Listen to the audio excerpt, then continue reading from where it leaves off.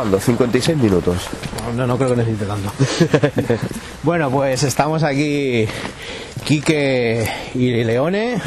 Estamos caminando por un tramo en vía en desuso en el Catllar, que por suerte la hemos podido visitar porque antes de que se ejecutasen los planes de convertirlo en vía verde, que es muy chulo las vías verdes, pero le quitan la esencia completamente al lugar. Y bueno, pues están los travesaños, están las estaciones, han tirado hasta un coche en un túnel, están las antiguas pintadas de los trabajadores en los túneles. Ahora estamos pasando por una caseta de mantenimiento, precisamente. Y pues mira, aquí fíjate, que aquí sí que han quitado... Sí. Aquí se han llevado ya las vías. Aquí las han cortado para llevárselas para hacer la vía verde. Y es una verdadera lástima. Es una vía que no tiene mucha historia.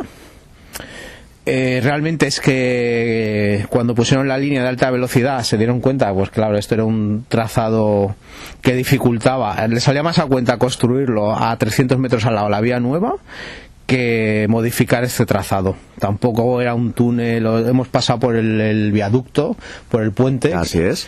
Que muy bien aprovechado, lo han aprovechado para hacer como rocódromo, para practicar escalada, pero incluso a peso puedes escalar, una maravilla. Y yo creo que una alta velocidad no hubiera aguantado eso. ¿Y tú qué impresión de momento te llevas de la vía, Quique? A mí me encanta recorrerla tal cual. A mí ya esta parte que estoy viendo que ya no hay vía, ya es algo diferente, pero recorrer los túneles, recorrer el viaducto, ver las catenarias, ver todavía los aislantes de cerámica y de vidrio puestos, es espectacular. No sé si se llega a escuchar, pero el AVE pasa cada 5 minutos. Mira, fíjate, aquí se ve cómo han ido quitando los tornillos. Aquí han ido quitando los tornillos del trazado. Realmente esto no es gente que esté robando, es unas obras que se iban a realizar de acondicionamiento en 2020. Vino el COVID y se han paralizado y para nuestro pesar, para desgracia nuestra, se lo están cargando. Mira el corte derritiendo la vía. Y lo veníamos comentando antes, que en un urbex hoy en día tan artificial, tan de likes, tan de buscar empatar, esto es un urbex puro, lo que estamos viviendo hoy en día, y recomendamos a todo el mundo desconectar de esas casitas llenas de recuerdos y de muñequitas y dejarse perder por estos lugares. Hoy estamos haciendo un pequeño viaje al pasado. En breve volvemos con la conexión.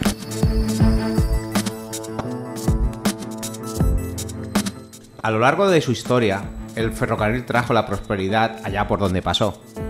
Conectó poblaciones, muchas se crearon alrededor de las estaciones de trenes e hizo que el comercio y el transporte de personas se desplazara con unas facilidades como nunca se había visto en la historia de la humanidad. Las líneas de ferrocarril, con sus vías que recorren todo el planeta, son como arterias que conectan a la civilización, empujándola hacia el progreso. Hasta la llegada de las máquinas de vapor, las líneas de carriles eran de pocos kilómetros, ya que se utilizaba la fuerza humana o animal. El aumento del precio de los caballos, derivado de las guerras napoleónicas, dio el impulso necesario al nuevo medio de transporte para que surgieran nuevos inversores.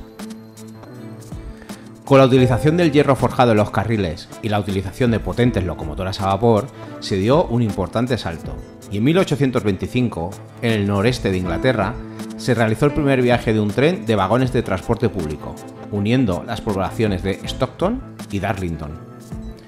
Solo 5 años después, se inauguró la primera línea ferroviaria entre dos ciudades, Liverpool y Manchester. Su éxito provocó que el ferrocarril se extendiera por todo el mundo y desencadenó una revolución industrial cuyos efectos llegan hasta hoy en día. En los siguientes años llegaron una serie de progresos, como la electrificación del sistema, las locomotoras diésel o la alta velocidad, así como la construcción de raíles de acero. Icono de la cultura popular, los trenes fueron perdiendo uso tras la Segunda Guerra Mundial. El obrero podía permitirse comprar un coche, porque comenzaron a construirse autopistas a gran escala. Transportes más veloces, como las líneas aéreas, fueron abaratando el precio de los billetes para que cualquier ciudadano pudiera permitirse volar. Mi nombre es Urbes Leone y sed bienvenidos a La Hora del Explorador Urbano, un podcast creado por aficionados de la exploración de lugares abandonados para aficionados y curiosos de los lugares olvidados.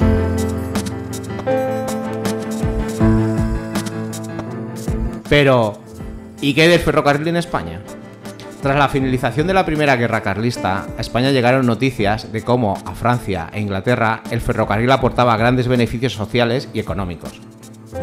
La primera línea que entró en funcionamiento, que todavía sigue hoy en día en uso, fue la Barcelona-Mataró, inaugurada el 28 de octubre de 1848, tirando de la locomotora de 10 coches, con capacidad para 400 personas. El viaje se realizó en 35 minutos, siendo tan grande su éxito que contribuyó a facilitar la extensión del nuevo medio. Los caminos de hierro comenzaron a crecer, uniendo los puntos más lejanos. Seguro que a todos os sonarán los trenes Talgo, Renfe, el Ancho Ibérico y, en mi caso, por motivos personales, el tren Estrella Galicia, que no es una cerveza. El ferrocarril siempre ha sido algo muy evocador. Familias que se vuelven a reencontrar, parejas de enamorados que se ven obligados a separarse, inmigrantes que llegan cargados con maletas de esperanzas e ilusiones. Todo ello rodeado por el romanticismo del vapor de una locomotora. Cuando exploras una estación abandonada, descubres estas historias, las de las personas que estaban de paso, pero también de las que allí vivieron. Muchos exploradores han recorrido kilómetros y kilómetros de vías abandonadas, que no muertas, ya que atesoran vivencias del pasado. Y precisamente de eso vamos a hablar, porque hoy una serie de exploradores nos van a contar cómo ha sido recorrer las líneas fantasmas que conectaban a las poblaciones, las personas que han encontrado y las situaciones a las que se han enfrentado. Exploradores urbanos, las crónicas del tiempo perdido. Es una novela de Urbex Leone. Si estás interesado en adquirirla, escribe al mail lahoradelexploradorurbano@gmail.com. También puedes buscar el mail de contacto en la descripción del podcast. Exploradores urbanos, las crónicas del tiempo perdido. La primera novela de ficción en España, dedicada al Urbex, escrita por uno de los primeros exploradores urbanos del país. Antes de comenzar este especial dedicado a las vías fantasma, me gustaría agradecer de corazón a todos los que habéis hecho posible que la primera edición de mi libro se haya agotado. Ya estábamos trabajando en algo que para mí era completamente inesperado: imprimir una segunda edición.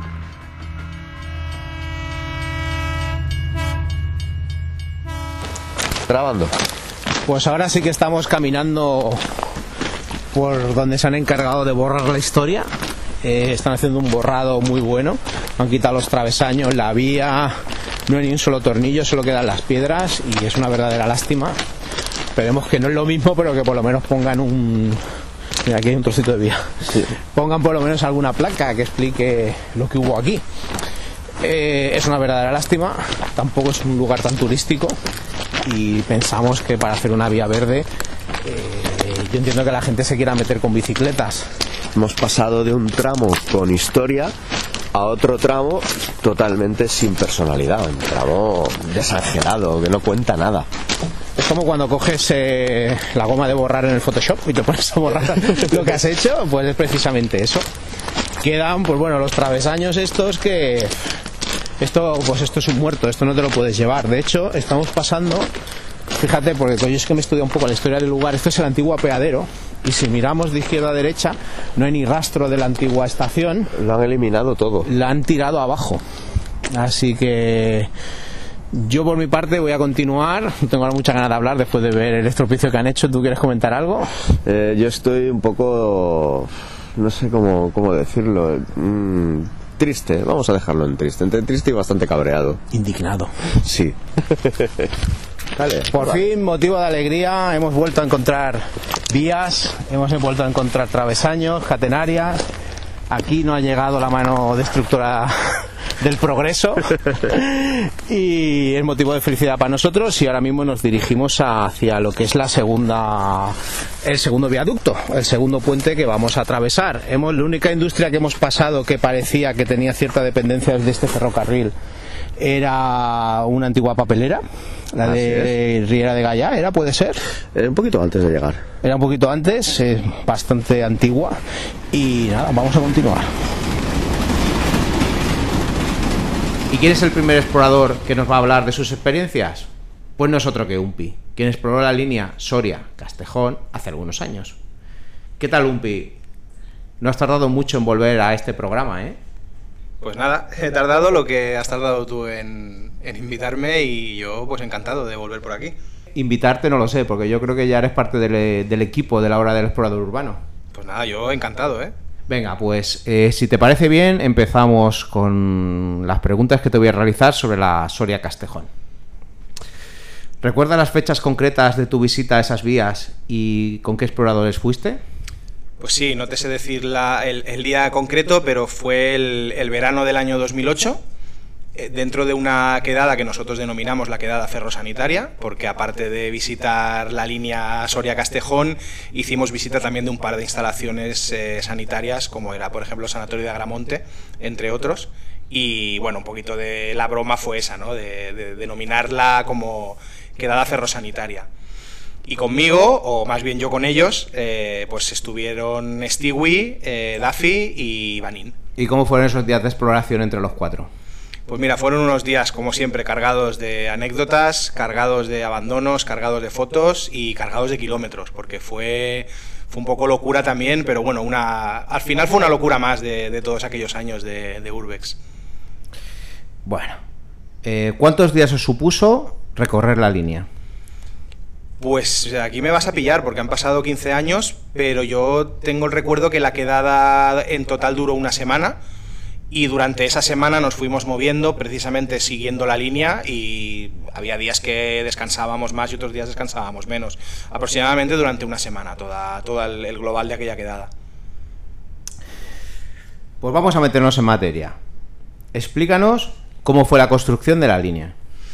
Pues mira, te explico. Las obras de construcción de esta línea ferroviaria se iniciaron en mayo del 27, en mayo de 1927, y se retrasaron muchísimo debido a las circunstancias políticas y económicas de la época. El estallido de la Guerra Civil en el año 1936 paralizó el proceso y retrasó su utilización. Finalmente, la línea sería inaugurada de forma oficial el 30 de septiembre de 1941, o sea, 14 años después del inicio de las obras, tras lo cual entró en servicio. Para entonces, el organismo Renfe, creado a partir de la nacionalización de la red ferroviaria de ancho ibérico, había asumido la gestión del trazado y las instalaciones. Me imagino que comunicaba a bastantes poblaciones. Era el trayecto que permitía las comunicaciones entre Soria, Zaragoza, Logroño y Pamplona. ¿Contó con un tráfico intenso de trenes? No, nunca contó con un tráfico intenso y además te añado también un dato que es curioso y es que durante algún tiempo tuvo cierto tráfico de minerales procedentes de las extracciones de la mina Petra. ¿Cuándo paró su actividad la línea? El 1 de diciembre del año 1996 se produce el cierre al tráfico ferroviario del tramo comprendido entre Soria y Castejón de Ebro. Si bien, a día de hoy, el trazado o la mayoría del trazado se sigue manteniendo intacto. ¿En qué estado se encuentran las estaciones de la Soria-Castejón? Pues mira, a día de hoy todas las estaciones están completamente abandonadas, curiosamente, a excepción de la primera y de la última. Soria y Castejón de Ebro siguen siendo estaciones con uso y con tráfico de trenes. Poquito, pero algo tienen, ¿vale? En el año 2008, que es la fecha en la que nosotros completamos todo el recorrido para documentar esta línea, Villar de Campo y La Nava estaban ya completamente derruidas. O sea, directamente cuando nosotros llegamos ya no existían. Era un solar. Se veía perfectamente el suelo donde había estado en su día la estación, pero ya no quedaba nada. Y otra curiosidad es que la estación de Cintruénigo, que es un pueblecito, durante muchos años fue reconvertido en un bar. O sea, donde antiguamente había estado la estación, era un edificio que estaba allí solo, y habían aprovechado la propia arquitectura de la estación para convertirla en un bar, que también era muy, muy curioso de ver cómo había terraza y había sillas y mesas y había gente allí pues tomando algo, ¿no? Claro, me imagino que debe ser una población muy pequeñita y bueno, qué mejor sitio que poner el bar en la estación. Que por cierto, ¿las vías las conserva en esa estación todavía? Sí, de hecho a día de hoy, si entramos en Google Maps, se puede apreciar totalmente el antiguo trazado, que además es muy curioso, porque si bien estas estaciones, la curiosidad que tenían en común en la mayoría de ellas, es que estaban muy alejadas del pueblo más cercano. cosa que nos llamó mucho la atención, porque no era la típica estación al lado o dentro del pueblo, sino que estaban pues a varios kilómetros siguiendo por una carretera y totalmente apartadas. Con lo cual nos llegamos a plantear si el bajo tráfico de personas y de trenes que llegó a tener era debidamente a esto, ¿no? Que no estaban bien comunicadas bajo nuestro punto de vista. En Cintruénigo, cuando nosotros hicimos la visita, sí que se había integrado dentro de la población. Lo que ya no nos alcanza la memoria para saber o el conocimiento para saber es que si en un inicio esa estación ya estaba dentro del pueblo o realmente el pueblo fue creciendo hasta llegar a absorber las instalaciones de la estación. Esto, si algún oyente es de por allí y lo sabe y nos quiere dejar un comentario, pues se lo agradeceremos enormemente. Hay anécdotas cinematográficas al respecto, ¿verdad? Sí, hay una anécdota muy curiosa que además me explicó una persona que leyó mi reportaje en mi blog y me lo comentó y se me quedó bastante grabado. Bueno, la película Doctor Zivago fue rodada aquí en España, o algunas escenas aquí en España, y en la estación del Villar, que pertenece a la Soria Castejón, hubo un accidente y un extra que estaba haciendo pues de figurante en una escena, le tuvieron que amputar una pierna debido al accidente. Y eso pues ha quedado ahí en la historia de esta estación. Sí, Doctor Zivago, la verdad es que es una película maravillosa, se rodó casi toda íntegra en España. Madrid hizo del Moscú zarista y luego ya pues Soria hizo de la estepa, pues de la estepa rusa. Hay algunas escenas que sí que rodaron en Finlandia, pero fue por un tema de falta de nieve, que querían más nieve, pero la película prácticamente entera se rodó aquí en España. ¿Qué impresiones te llevaste cuando caminaste por esas vías, estas estaciones abandonadas en la Soria Castejón? Pues mira, recogiendo lo que te he comentado antes, que eran unas estaciones que estaban muy apartadas de los núcleos urbanos, imaginaros, ¿no? Que salís de un pueblo, seguís la carretera, empezáis a atravesar campos y montañas y de repente en un desvío de la carretera te aparece un cartel, ferrocarril Soria Castejón, y llegas de repente a una instalación ferroviaria abandonada. Quedaros con esta imagen en la mente porque yo creo que es importante. O sea, no se trata de estar explorando una vía de tren abandonada y una estación abandonada en mitad de una ciudad, sino que estabas completamente apartado, literalmente en mitad del campo, explorando y caminando por una vía abandonada, con la señalética de la época abandonada y oxidada, los edificios abandonados a los que se podía entrar sin ningún tipo de problema. Era una sensación de abandono en mayúscula y de soledad en mayúscula, muy curiosa y que yo la tengo grabada, pese a que han pasado 15 años, me acuerdo mucho de aquella sensación. Vamos, que la sensación era como en las películas del oeste, que el tren y las estaciones unían las poblaciones y no había nada más entre medias. Exacto, y además hacíamos como los indios, poníamos la oreja en el raíl a ver si venía algún tren, pero no vino ninguno, no hubo manera. Hay líneas de tren que siempre se nos está vendiendo, vías de tren fantasma, de que sí, que esto se está manteniendo porque van a reabrir. ¿Tú le ves posibilidades a la Soria Castejón o es algo que poco a poco se va a ir olvidando? No, y de hecho me consta preparando un poco este tema, sí que estuve mirando por Google Maps y estuve revisando el trazado y falta mucha vía. Aquí en este caso sí que hay tramos que no existen ya directamente. Se acaba de intuir por dónde pasaba, o sea, lo que es la vía verde que comentábamos existe, pero ya no está el raíl. Entonces yo veo muy difícil, y también por lo que te he comentado antes, por la situación propia de las estaciones. Yo creo que ahora, evidentemente, no sé, el crecimiento demográfico de toda la zona lo desconozco, pero en aquel entonces estaban realmente alejadas de la población más cercana. Entonces es un trazado que hoy en día, que vivimos en un mundo de la prisa y de que todo tiene que estar para allá y que nos movemos lo mínimo y lo queremos todo fácil, lo veo complicado. Bueno, pues ya finalizando con estas declaraciones tuyas sobre la Soria Castejón, me gustaría iniciar un coloquio entre exploradores que exploramos el famoso tren Platanito, que si no recuerdo mal está justo al final de esta línea. Exacto, está en la estación de Castejón de Ebro. Tren absolutamente mítico, tanto para los exploradores urbanos como para los amantes de la historia ferroviaria en España, que por suerte hay una serie de personas que están intentando mantenerlo y que no se pierda. Por desgracia, en el exterior está un poco degradado, dentro sí que parece que lo están consiguiendo.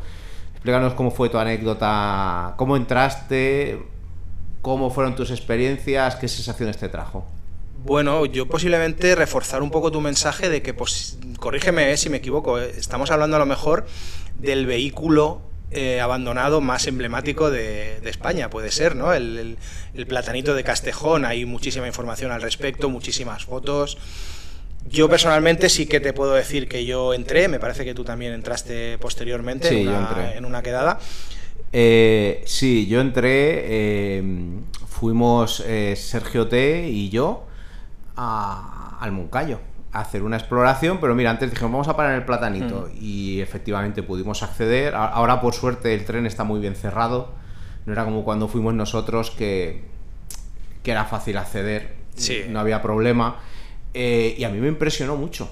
Realmente sí. He estado en muchos lugares y muchos vehículos de Europa. Y a mí debe ser porque había leído la historia antes. Es un tren que me fascinó. Tenemos también aquí a Sienar, que intentó entrar y no pudo. Él lo tuvo más chungo. Yo tuve la suerte de que sí que me lo encontré abierto y pude entrar. Tú también creo que tuviste la suerte. Sí. Nosotros entramos además de manera muy fácil. Por lo que te digo, quizá la seguridad en aquellos años no era la que hay ahora, ¿no? Ahora sí que se considera o está como más cuidado. Yo lo comparo, años después de visitar el Platanito, me acuerdo que en una fábrica en Alemania, en el sótano, había una estación de tren propia de la fábrica, o sea, imaginaos la dimensión que tenía aquella fábrica, y habían dejado un tren de pasajeros dentro de aquella fábrica en la estación. Pero aún el impacto que te supone encontrarte un tren abandonado dentro de una fábrica, que yo siempre que cuento esto la gente me mira con cara de que me lo estoy inventando, y os juro que no, os juro que encontramos un tren abandonado dentro de una fábrica. La sensación de visitar aquel tren con la sensación de visitar el Platanito no tiene nada que ver. O sea, en el Platanito es que se había parado el tiempo literalmente dentro del tren. De hecho, pude sacar unas fotos con las cortinillas como rotas, como descolgadas, el polvo del suelo, los asientos sucios, el vagón cocina, me acuerdo que tenía un dedo de polvo en la barra de lo que era el bar. La sensación de meterte allí y de tirar al pasado un montón de años es que fue brutal, acompañada, y no sé si tú lo recordarás, del olor.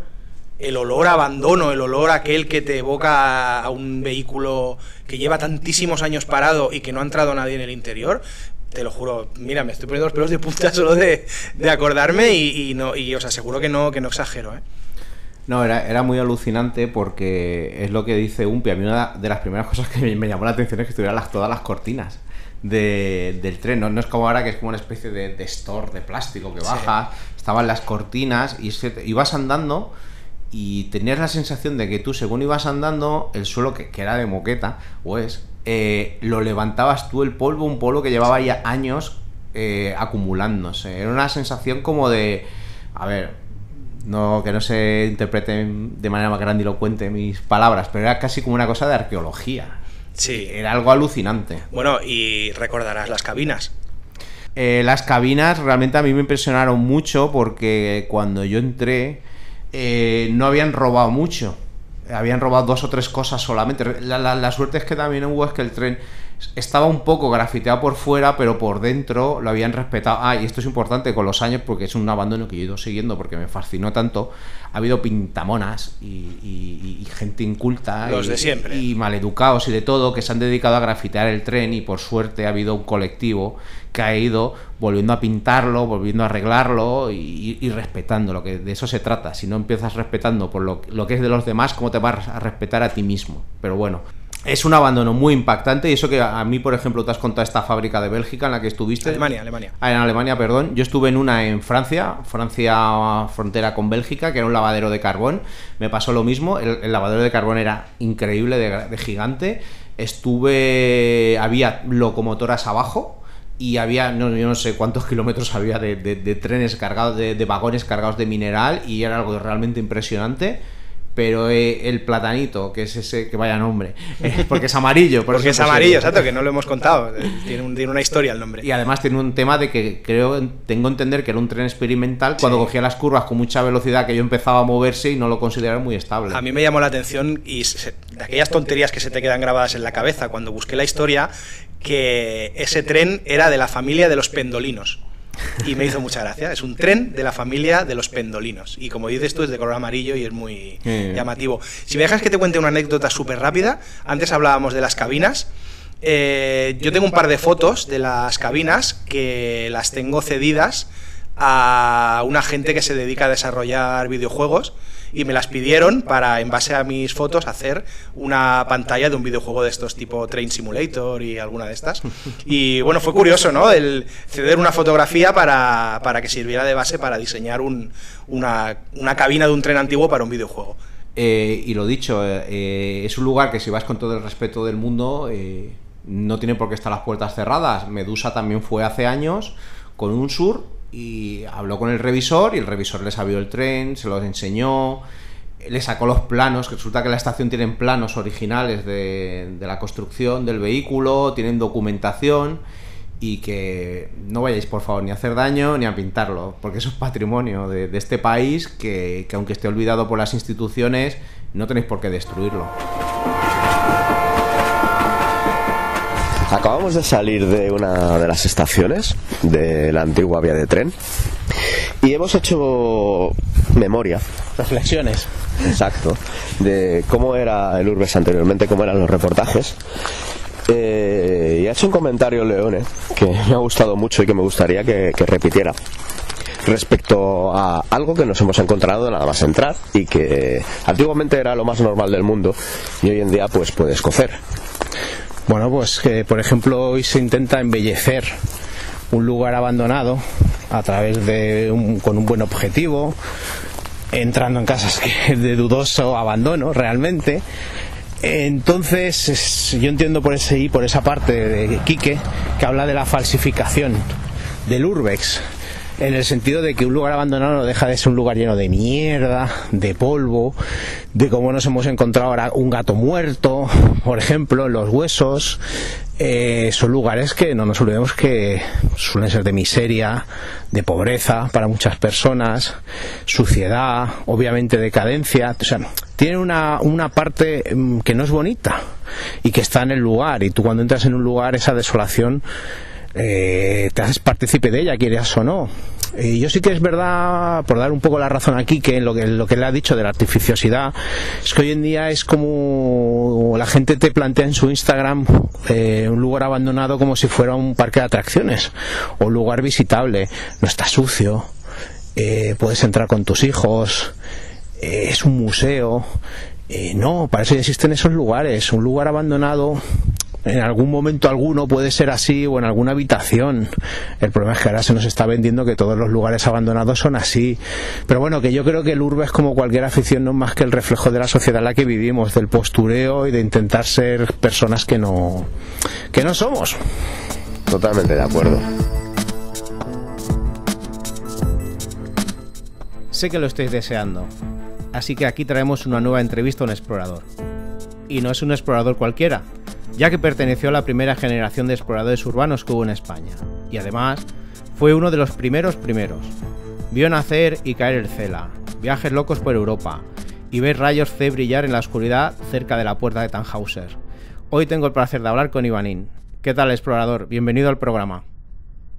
Hola, buenas, ¿qué tal? Yo muy bien y muy alegre de hablar contigo después de tantos años que perdimos el contacto, que no la amistad, y fuera de micro que hemos recordado aventurillas como en el desaparecido Colegio Izarra. Sí. Esa fue buena, con la lluvia, la niebla, la noche que pasasteis por allí yo me retiré pronto, un poquillo antes. Tú fuiste el inteligente del grupo. Bueno, el menos valiente. Pues mira, si te parece bien, comenzamos con la primera pregunta. ¿Cómo empezaste a explorar lugares abandonados? ¿Qué te incitó a ello? Pues, a ver, explorar así, siendo consciente de que estaba haciendo una cosa que no sabía ni que se llamaba Urbex, pues a partir de, no sé, sería más o menos 18, 19 años que me empezó a interesar pues un poco no sé si llamarlo arqueología bélica o así, porque por aquí en Euskadi estaba el cinturón de hierro, que es en la guerra civil, pues el gobierno vasco hizo como una defensa contra los nacionales, que duró luego pues bastante poco, y quedaban todavía bastantes restos, y sí que en la universidad estuve haciendo algún trabajito sobre ello, algún pequeño blog en el que iba subiendo pues pequeños artículos sobre pues diferentes búnkers y diferentes zonas defensivas, y ahí pues empezaba a documentarme y tal, y luego pues resulta que descubrí ya un poco más adelante, pues descubrí que existía un foro llamado el CEDA, y que no era el único que hacía ese tipo de cosas, y me enganchó. La verdad me empecé a meter más en el mundo, y ya conocí un mogollón de gente, os conocí a vosotros, empecé a quedar, y la verdad se convirtió en una de mis aficiones más que más tiempo dediqué a lo largo de mis 20 y pico años. ¿Y cómo fueron tus inicios en ese foro? ¿Qué te pareció cuando entraste? Pues la verdad es que cuando empecé fue estaba ahí callado, veía los posts, los sitios, flipaba mucho con ello, hasta que empecé un poquillo a participar, pues iba metiendo pues algún sitio, pero la verdad es que los sitios que metía eran ya como bastante destrozados, o por ejemplo eran más pues igual líneas defensivas del cinturón de hierro que estaban muy vandalizadas o en una situación muy precaria, y luego pues fui ya empezando a hacer quedadas. Pues la primera fue con Stewie y Pepita Line en Burgos, y ya empecé, y ya a partir de ahí pues me fui integrando más, fui yendo a más quedadas, y ya me enganché a tope, y ya pues intentando colaborar con más ubicaciones, y haciendo comunidad.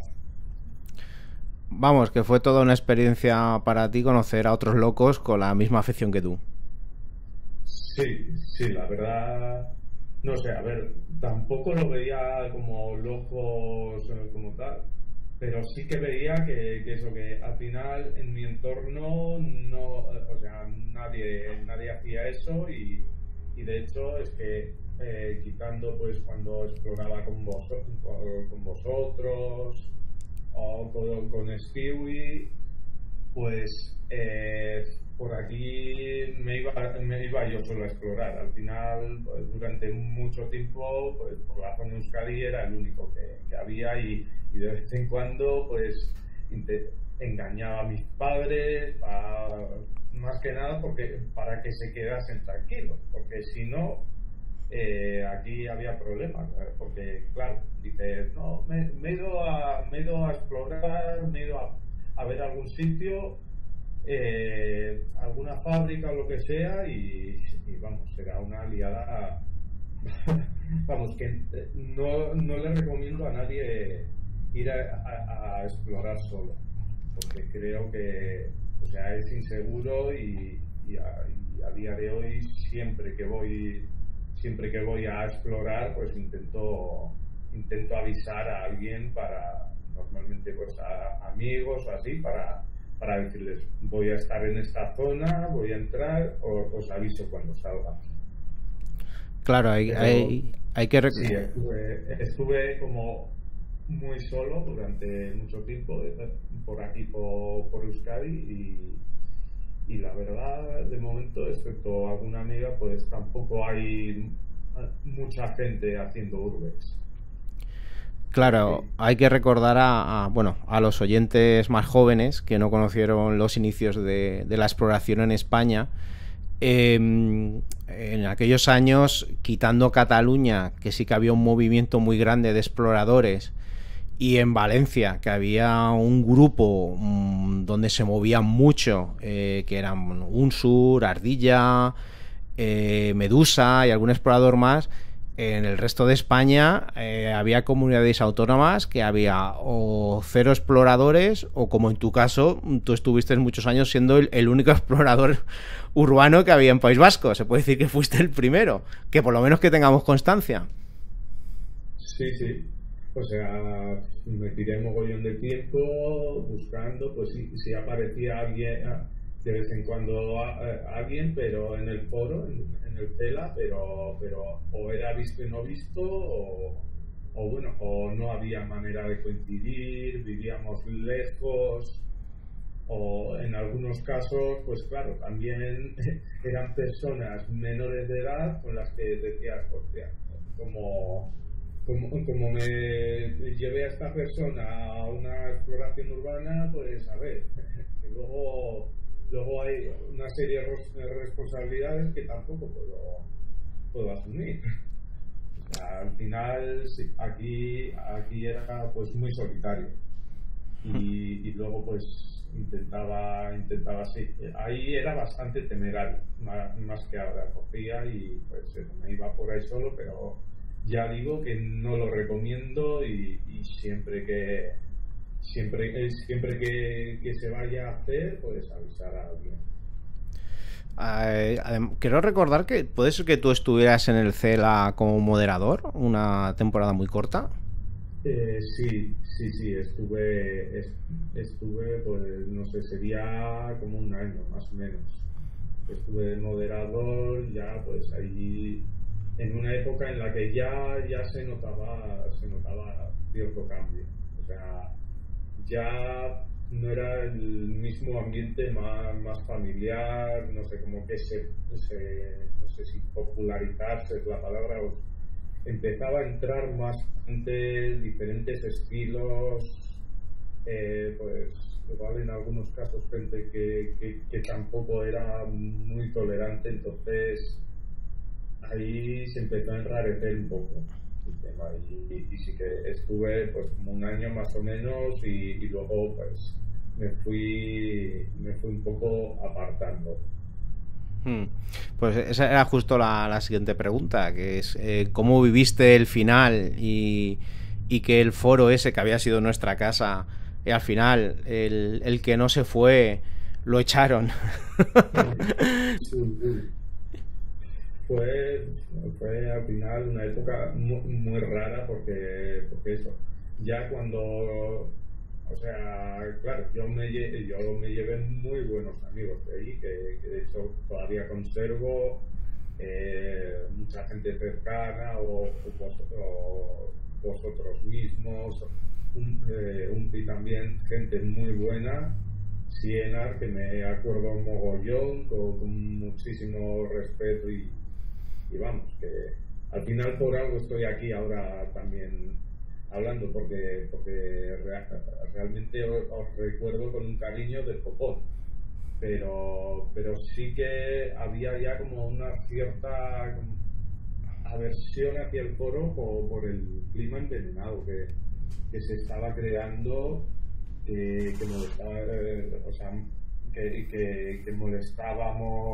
que molestábamos, o yo tampoco era de hacer mucho ruido, pero como que parecía que la gente más fundadora, por así decirlo, molestaba a los nuevos y al final pues eso se fue, no sé, yo lo viví con pena, pero a la vez con cierta naturalidad, porque me fui apartando del foro, conservando buenos amigos, y al final era como una etapa que se cerraba de una manera natural. Sí que iba oyendo cosas pues ha pasado esto en el CELA, pues han echado a tal, pero y yo pues lo veía con la situación de que está pasando a él, se lo están cargando, pero ya con la cosa de decir ya no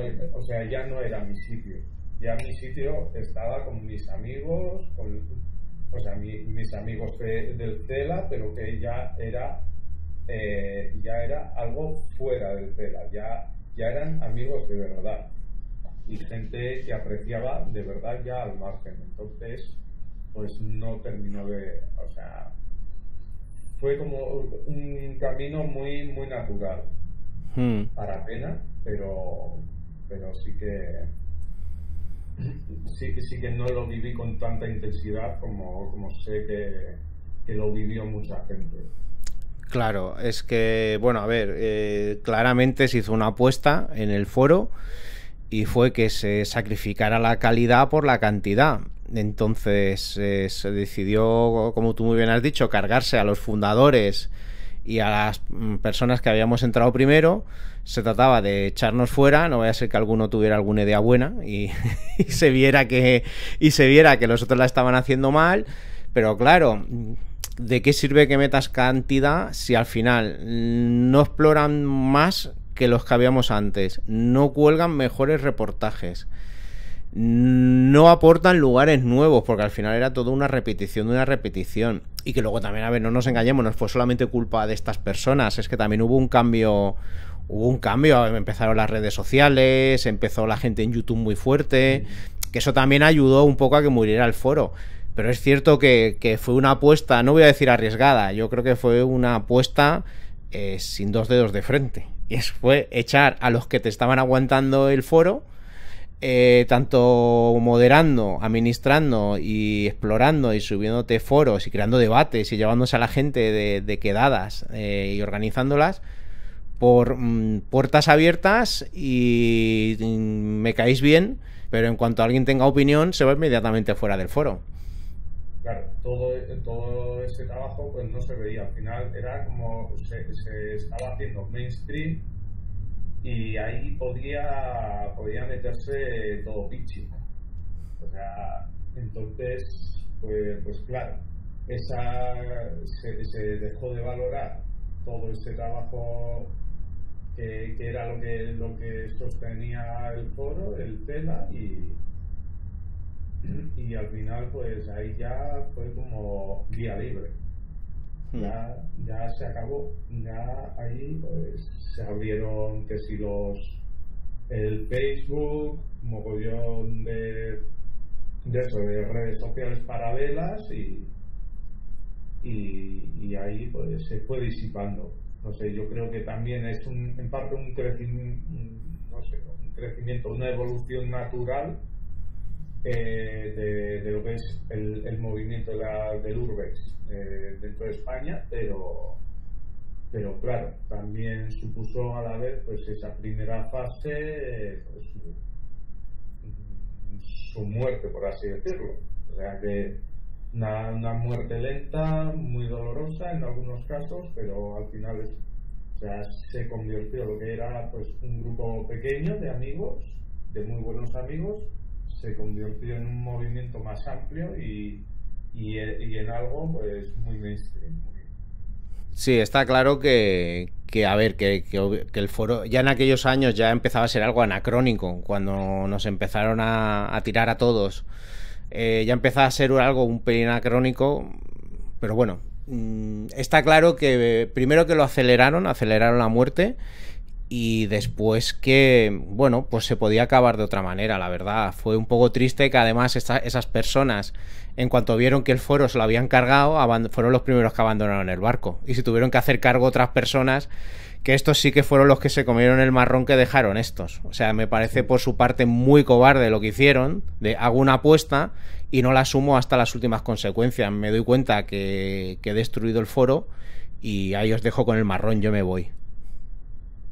Sí, es que ahí eso, al final no se valora ese trabajo silencioso que detrás. Pero bueno, pues, pasando ya de esta gente, ¿cuál es el lugar que más te ha impresionado hasta ahora que has explorado? Pues que es que sin pensarlo, hay muchísimos y desde muchas perspectivas diferentes, o sea, pues un repaso rápido.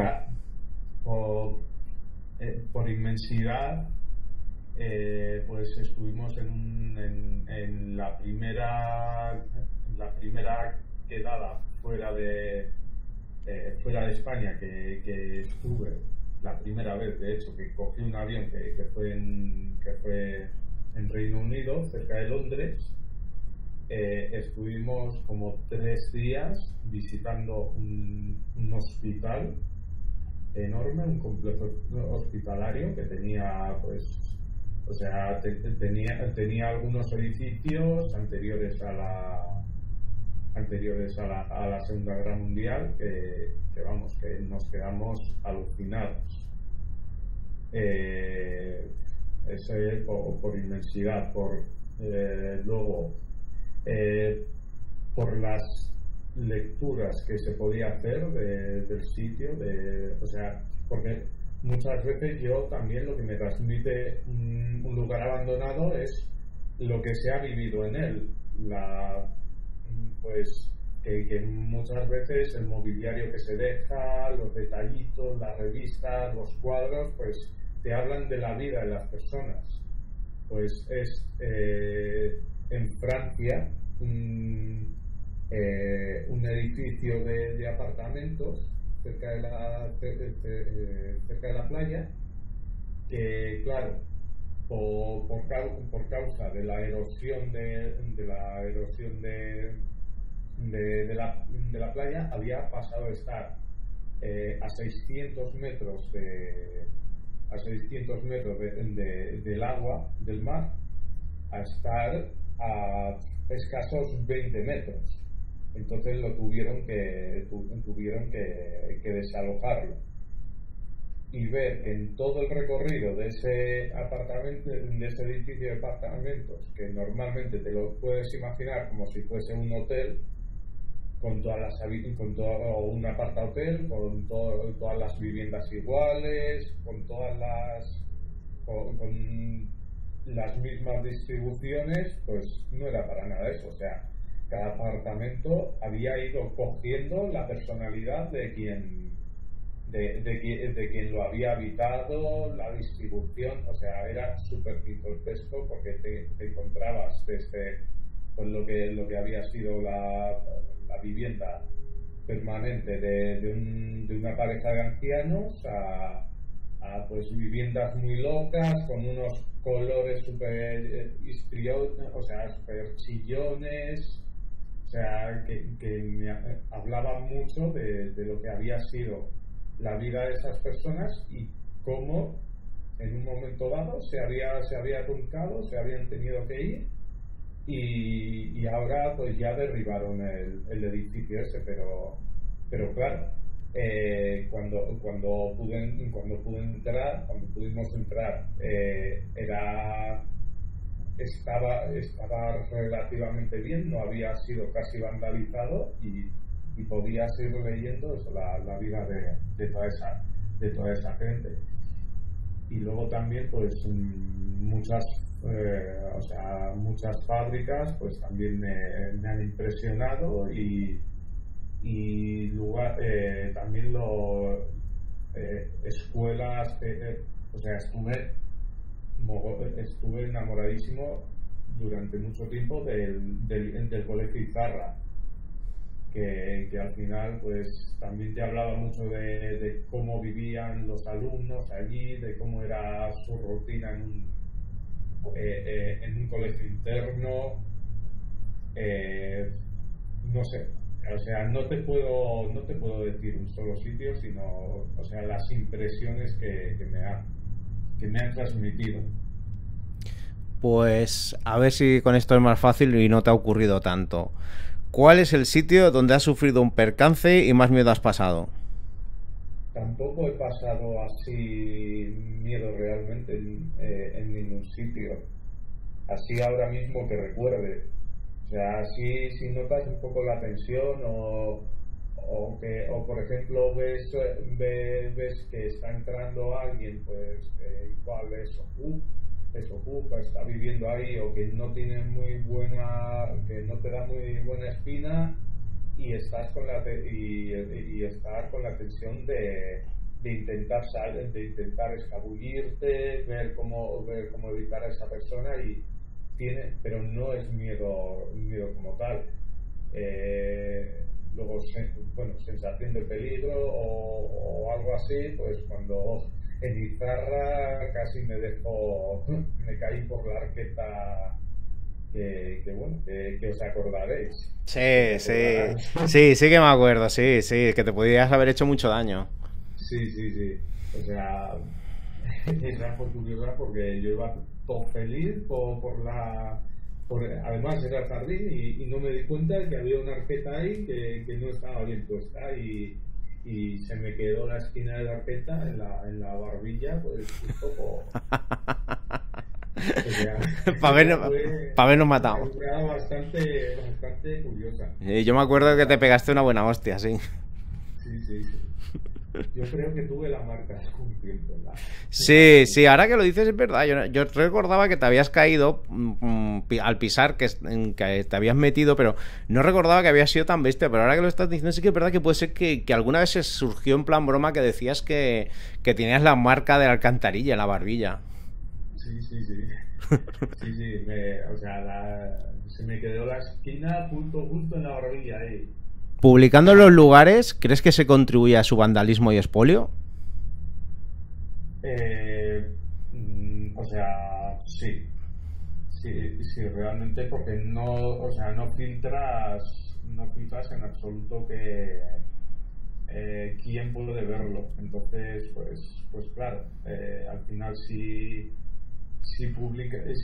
publicas la ubicación del sitio y publicas demasiados datos del sitio,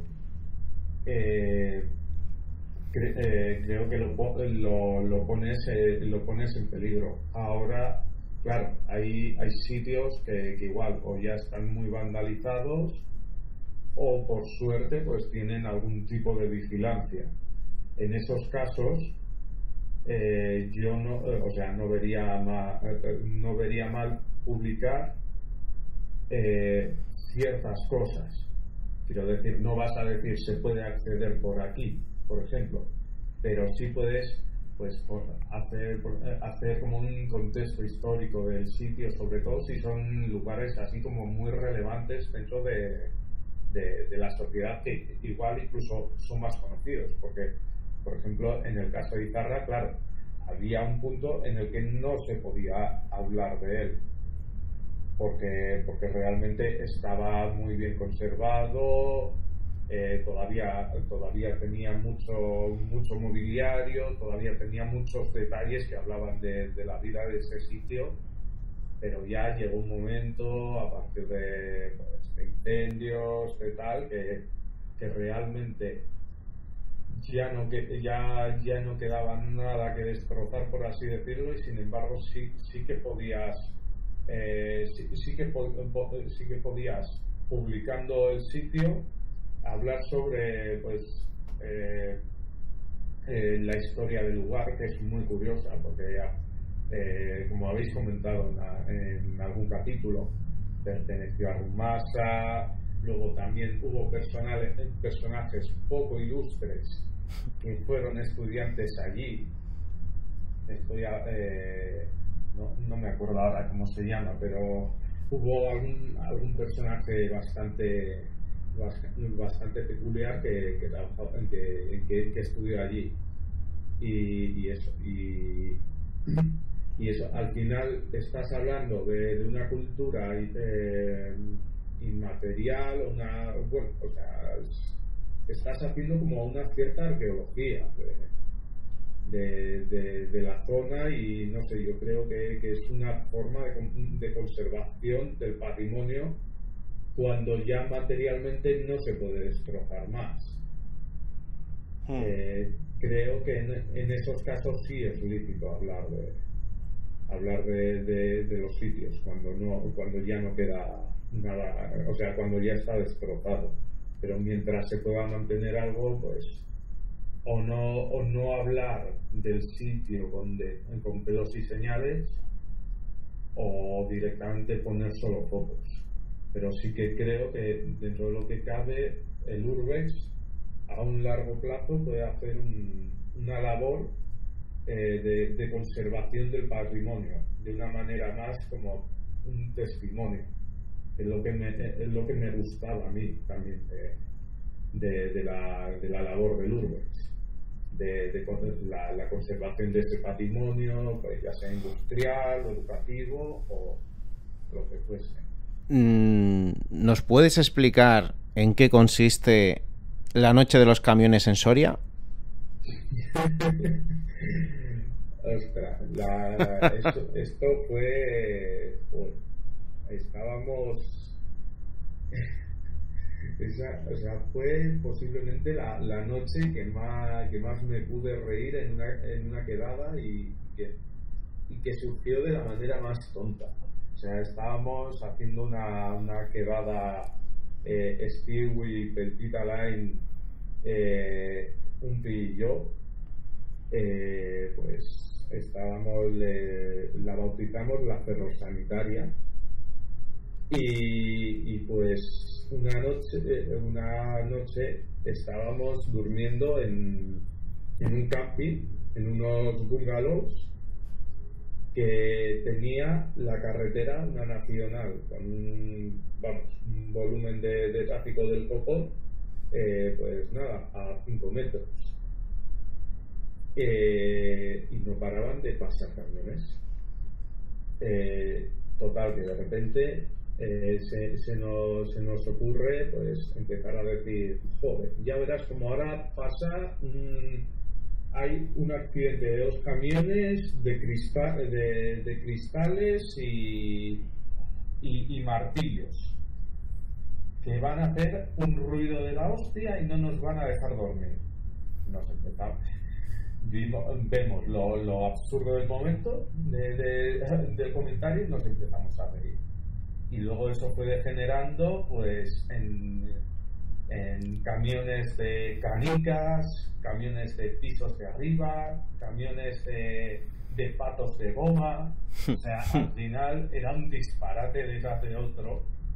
Ya pensábamos que, no sé, sería igual la 1:00 de la mañana, pensábamos ya que nos estábamos durmiendo unos y otros, cuando de repente oías una carcajada y alguien decía el siguiente disparate que se le había ocurrido, y pues así nos tiramos mogollón de horas que ya acabamos con agujetas de las risas.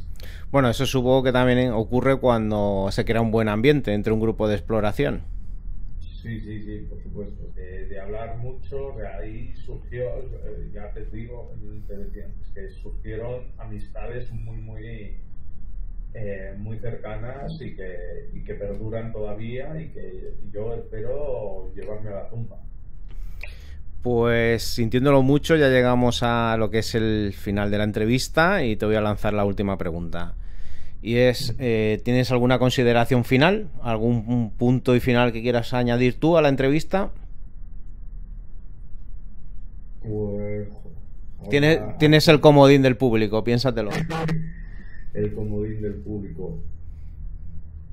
Pues no sé qué. A mí, la verdad, esto del Urbex, o sea, me marcó muchos años y yo creo, o sea, que así directamente que marcó mi carácter en muchas cosas, alimentó durante muchos años mi espíritu curioso, y que yo creo que el Ivanín de ahora, de ya 37 años,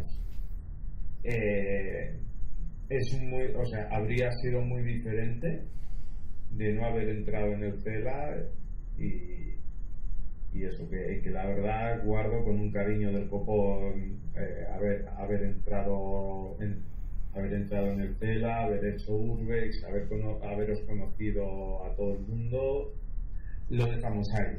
Bueno, exacto, creo que a todos nos ha quedado muy claro. Pues yo también fue una época que me marcó muchísimo, si no, no estaríamos hablando tantos años después. Llevamos muchos años, fue una época muy corta pero muy intensa de nuestra vida que nos ha marcado mucho y que por suerte poco a poco se está recuperando. Este podcast ha sido una buena excusa para volver a reencontrarnos después de muchos años, algunos en persona, otros de momento online. Ivanín, primera generación de exploradores que hubo en España y al que espero ver pronto en un lugar abandonado. Yo también espero que nos encontremos muy pronto.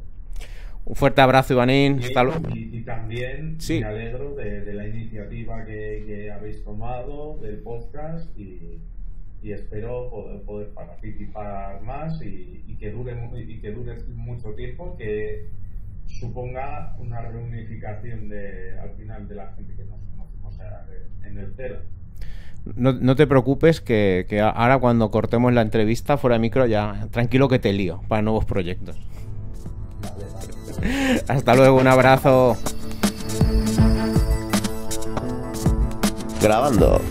Hemos contado un poco la historia de esta vía, hemos estado filosofeando un poco sobre el Urbex, que los lugares abandonados son sitios sucios, peligrosos. En muchos, demasiados, hemos encontrado tragedias del pasado o gente sin techo, que no son historias bonitas. Y por otro lado, pues avisar a la gente de que esto no es una película de Netflix bonita, que es la vida real, no es como se ve en Instagram. Ni mucho menos, no es el vídeo que ves en YouTube donde todo está por descubrir y todo está prácticamente nuevo. Sí, y luego por otro lado, pues bueno, yo me lo he pasado muy bien haciendo este recorrido de vías. Aquí en Cataluña pensaba que no íbamos a poder encontrar. No suelo desvelar ni suelo explicar la vía, pero en este caso primero es muy conocida, el antiguo trazado ferroviario del Callar es muy conocido, y luego por otro es que va a desaparecer, entonces tenéis que venir a verlo antes de que lo conviertan en vía verde y pues desaparezca la esencia del lugar, que por desgracia en algunos tramos ha desaparecido. Y eso es lo que nos hace sospechar que en breve puede retomarse la obra y que pase a la historia, la vía tal y como la estamos recorriendo ahora mismo. ¿Y tú, Quique, qué conclusiones sacas tanto del filosofeo Urbex de antes y de esta vía? Pues como hemos comentado anteriormente, que no se refleja realmente lo que es el Urbex, por un lado. Por otro lado, la mañana pues un poco agridulce, en el sentido de que es maravilloso ir paseando por una vía antigua con sus catenarias, con sus estaciones, pero sin embargo en cuestión de segundos pasamos en el mismo trazado a ver que ha desaparecido los rieles, que han desaparecido las traviesas, que han desaparecido hasta las piedras, que ya no hay catenaria, que las han cortado. Es desangelado, pues nada, hacia dónde va el futuro, que son a obras sin personalidad ninguna ni corazón. La globalización. Antes te podías meter en una casa que tenía 50 años y encontrabas cosas que no sabías ni que existían, y ahora da igual que te vayas a Inglaterra, que si la casa tiene menos de 20 compran lo mismo que aquí, tienen los mismos muebles de Ikea y tienen los mismos platos. Así es, por desgracia, ni más ni menos.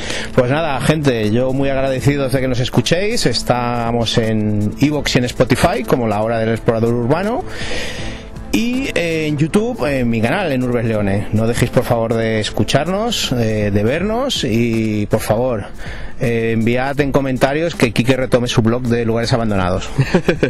Hasta luego. Un saludo.